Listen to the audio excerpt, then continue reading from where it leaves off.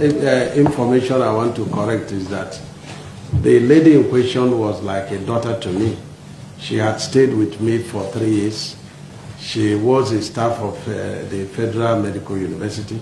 She was a nurse and not a physiotherapist. And the family and my family are like one family. And she has her medical records in Turkish hospital, being paid by us. She spoke to her boyfriend at the hour of her death and complaining that she was bleeding from the nose. And the boyfriend said, no, you have to report. You say it has stopped. So the boyfriend said, listen, I will not continue this conversation since you are bleeding. It will increase the bleeding. And she told the boyfriend, don't cut the call. The boyfriend cut the call. And 3 minutes later, the boyfriend called again. She was not responding. And even in the morning, she told the boyfriend she was going to bath because she locked her door, you know. So even in the morning, when they broke the door and discovered her dead, the tap was still running, you know. So, but what baffles me, you know, in this country is that everything becomes an opportunity. Now, there is a guest house where her and the second medical person stay. And that is very far from where I stay. And so it means that, God forbid, somebody dies in Ministry of Works, the minister must be accountable to that.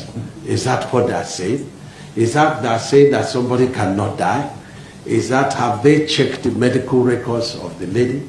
Do they know, you know, that this lady was like a daughter to me? And that, you know, everything goes into politics. But what I say to people, be careful.